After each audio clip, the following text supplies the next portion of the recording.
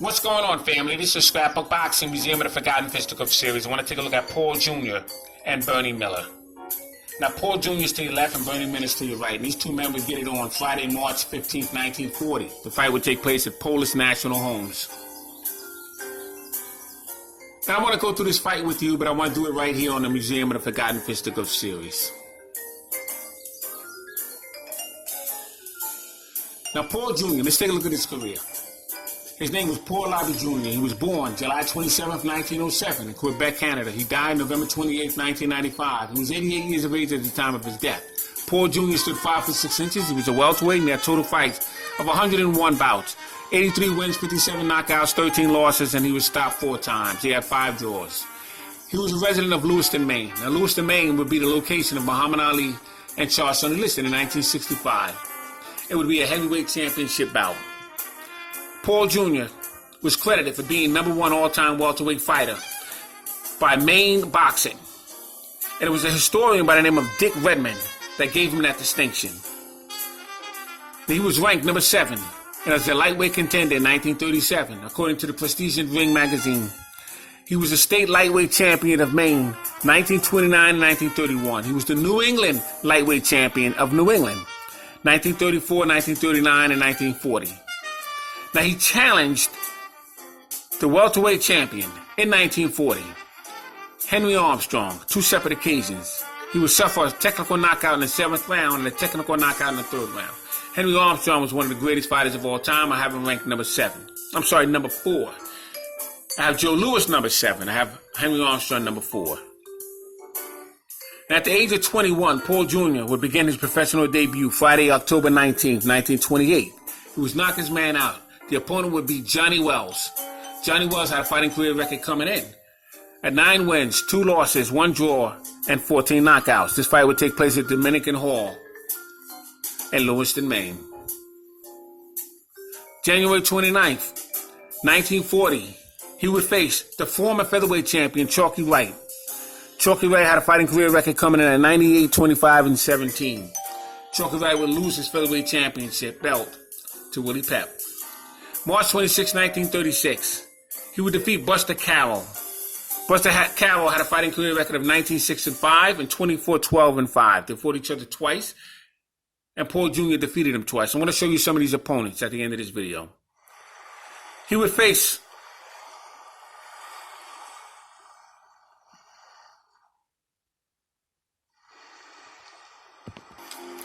Bernie Miller.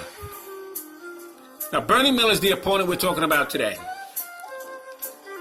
And Bernie Miller, in my eyes, is a very, very good fighter. My dad met him and told me a lot of stories about Bernie Miller. He was from New York. And he used to shine shoes on Flatbush Avenue. And every day he would get on a train and he would come over to Stillman's Gym. Stillman's Gym was located in Manhattan on 8th Avenue.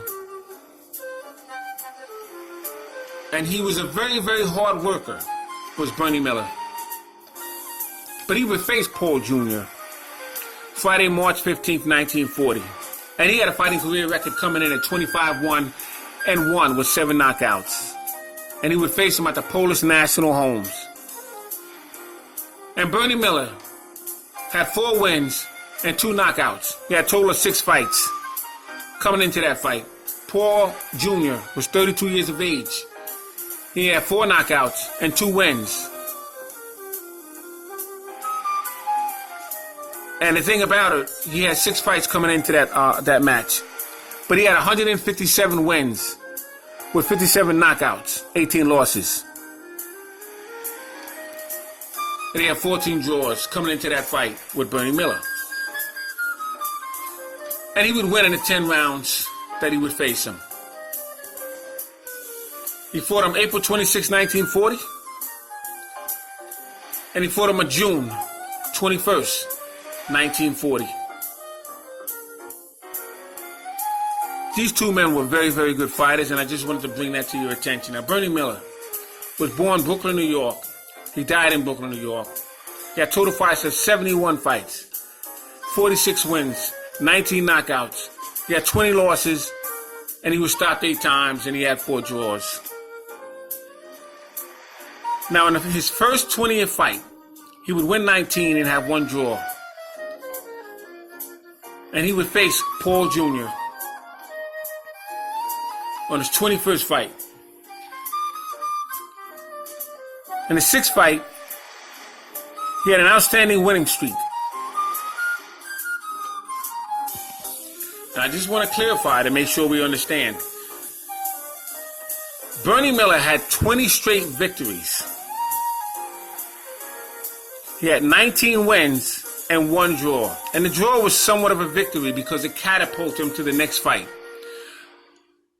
On his 21st fight, he would lose his first fight to Paul Jr. And then he would be on a 6-fight winning streak. And he would lose his next fight and would be to Paul Jr. on a rematch. He just couldn't defeat Paul Jr. He would have 2 fights with Maxie Berger, 1 draw and 1 win. April 10th, 1940, he would face Maxie Berger. Maxie Berger had a fighting career record of 56-7-5 at that time. And he would fight him at the Golden Gate Arena in New York. June 18th, 1940, is when he would have his second fight with Maxie Berger. And Maxie Berger had a fighting career record at that time of 59-1-6. And he would fight him at the Montreal Forum. And he would lose that fight. March 14th, 1940, he would face Luther Slugger White. And White had a fighting career record at that time of 53-6-10. Fought him at the Madison Square Garden. And he would defeat Luther Slugger White. November 9th, 1942, he would face California Jackie Wilson at the St. Nicholas Arena. Jackie Wilson had a fighting career record of 44-3-2 at that time. And he would lose to California Jackie Wilson. California Jackie Wilson was no slouch. He was in there with the great Ray Robinson and Henry Armstrong and many. July 26, 1943, he would face Bobby Roode. I'm going to show you him. He had a fighting career record of 19-8-2. Fought him at the Rhode Island Auditorium. And he would defeat Bobby Roode. July 20th, 1944, he'd be in there with Billy Arno, another outstanding fighter. He would lose to Billy Arno. And this would be at Madison Square Garden. Billy Arno had a fighting career record of 20-0 at that time. And he would have some fight with the great Rocky Graziano, Billy Arno.